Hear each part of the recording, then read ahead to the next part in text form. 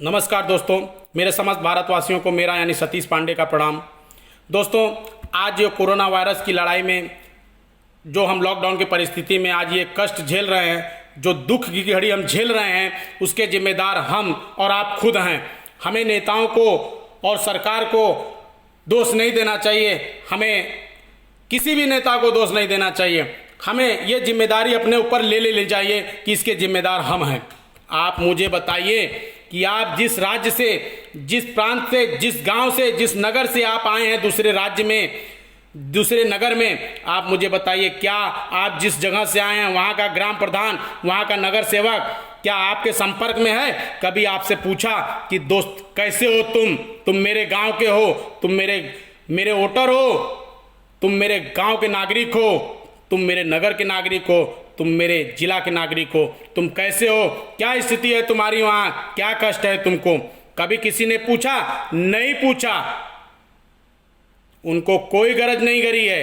गरज हमें आपको है ऐसे नेताओं को जिताने के लिए। इलेक्शन आता है तो झंडा ले लेते हैं, फलाना जीतेगा भाई, फलाना जीतेगा, ढिमका जीतेगा भाई, ढिमका जीतेगा, फलाना जीतेगा।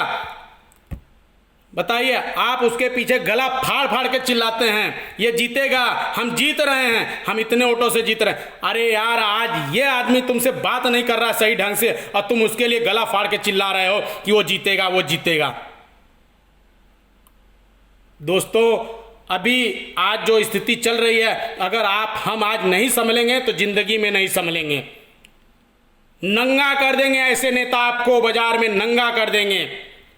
आप मुझे बताइए, अमीरों के लड़कों को लाने के लिए एसी बसें चलाई जा रही हैं, आईआईटी से लाने के लिए एसी बसें चलाई जा रही हैं, विदेशों से लाने के लिए प्राइवेट विमान चलाए जा रहे हैं, घरेलू विमान चलाए जा रहे हैं। क्या, क्यों? और हम अपने राज्य में जाने के लिए 3-3, 4-4 हज़ार दे के ट्रकों में घुस के जा रहे हैं, उसी में हमारी माताएं बहनें और जेंट्स पुरुष जा रहे हैं। क्या इज्जत है? ये इज्जत है? इज्जत की धज्जी उड़ रही है पूरी।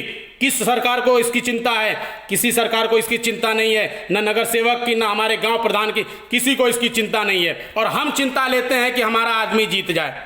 कोई किसी का आदमी नहीं है दोस्तों। दुनिया स्वार्थी है, दुनिया, आज आप जान लीजिए, दुनिया स्वार्थी है।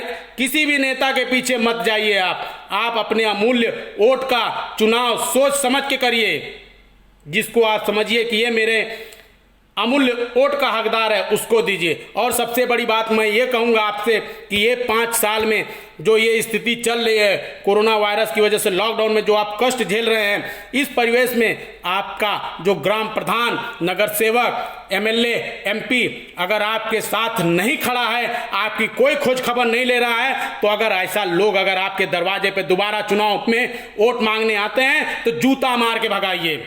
ऐसे लोग वोट के हकदार नहीं हैं। ऐसे वो लोग आपके प्रतिशोध के हकदार हैं जो आज आपकी चिंता नहीं कर रहे। आज उन माँ से पूछिए, उन हमारे बाप से पूछिए जो कि हमको पैदा किए हैं और जो हमसे 1400 किलोमीटर दूर पे हैं, 1600 किलोमीटर दूर पे, 1800 किलोमीटर दूर पे हैं। बेटा तुम कैसे हो, कैसे आना है तुमको? वो हमारे माँ बाप हैं, उनके दर्द को समझिए कि वो हमारे लिए कितने तड़प रहे हैं। ये नेता कुछ नहीं तड़प रहे हैं। आप मर जाएंगे, 10-20 हज़ार मर जाएंगे तो इनका कुछ होने वाला नहीं है।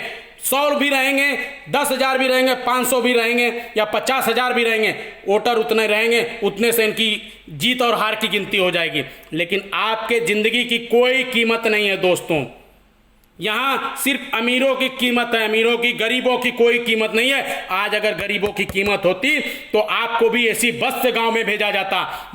अमीरों को लाने के लिए ऐसी बस लग रही है, घरेलू विमान चल रहे हैं, लेकिन आप ट्रकों में 3-3 हज़ार, 4-4 हज़ार अपना पैसा दे के और भैंस पकड़ी के जैसे उसमें घुस के जा रहे हैं। उसी में हमारी माताएं बहनें जा रही हैं, उसी में पुरुष जा रहे हैं। क्या इज्जत है? कुछ इज्जत नहीं बची अब। दोस्तों, जाग जाइए, सही नेता का चुनाव करिए। अगर आज आप अपने कष्ट को भूल के सही नेता का चुनाव नहीं किए तो आप कितने सदी पीछे चले जाएंगे, वो आप सोच लीजिए। दोस्तों, आज का जो कष्ट आप झेल रहे हैं उसे मत भूलिए, और आज इस कष्ट के दौरान जो नेता आपके साथ है उसको ही चुनिए, अन्यथा जो नहीं है उसको जूता मार के भगाइए अगले चुनाव में।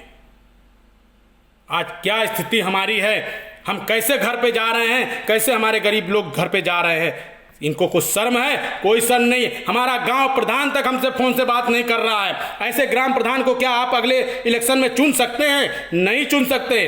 अगर आपको शर्म होगी तो ऐसे ग्राम प्रधान को अगले इलेक्शन में जूता मारिए, जूता। और ऐसे नगर सेवक को जो आपके साथ आज खड़ा नहीं है। दोस्तों जाग जाइए, जाग जाइए। अगर आज आप नहीं जागे तो दोस्तों बहुत ही बुरा हो जाएगा। आपका जिंदगी भर शोषण ये अमीर करेंगे, जिंदगी भर।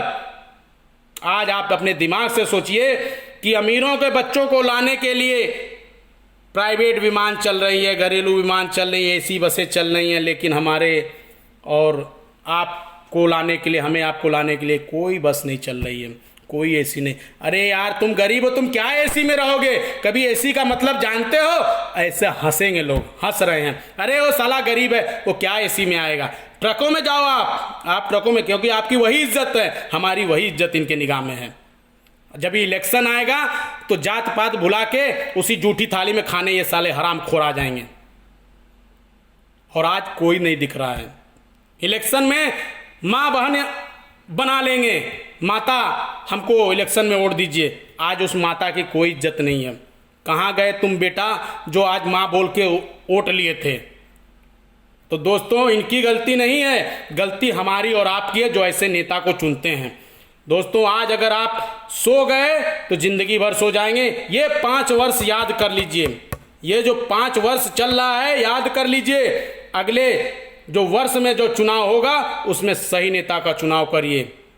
इनको जो आपके साथ नहीं है उनको कभी मत चुनिए, और जो आपके साथ खड़े हैं वो नेता आपके ही असली हमदर्द हैं। बाकी सब फरेबी हैं, सब धोखेबाज हैं, सब अमीरी और गरीबी में भेद रखने वाले हैं, सब जाति पात मानने वाले। आज जो 100 किलोमीटर भी चल रहे हैं पैदल और बेचारे दुर्घटनाग्रस्त हो जा रहे हैं, जो 1400 किलोमीटर 1600 किलोमीटर जा रहे हैं दुर्घटनाग्रस्त हो जा रहे हैं, दुर्घटना में उनकी मौत हो जा रही है, इसके जिम्मेदार कौन है? इसके जिम्मेदार हम आप खुद हैं जो कि ऐसे नेताओं को चुनते हैं। दोस्तों जागिए और ऐसे नेताओं का बहिष्कार करिए। आप सुखी से, मैं भगवान से यही प्रार्थना करूंगा कि आप अच्छे से अपने घर पहुंच जाएं और पहुंच के ऐसे नेताओं को जवाब दीजिए अगले चुनाव में। मैं माता रानी से यही विनती करूंगा कि मेरे समस्त भारतवासी, गरीब भारतवासी अपने घर पे सुरक्षित पहुंच जाएं। उनकी माता रानी लाज रखें, उनकी हर तरीके से मदद करें, उनके सर पर अपना हाथ रखें। दोस्तों आप अपने घर पहुंच के ऐसे सबसे पहले अपने ग्राम प्रधान से पूछिए और अपने विधायक से पूछिए और अपने एमएलए से पूछिए, उसको जवाब दीजिए। सोइए मत, जागिए। अब आप जागेंगे तो हमारा भारत जागेगा, वरना हम ऐसे ही गरीब गरीब रहेंगे और अमीर हमारे सर के ऊपर चढ़ के पेशाब करेंगे। तो दोस्तों इसी के साथ अब मैं अपनी बातों को विराम देता हूँ। जय हिंद, जय भारत।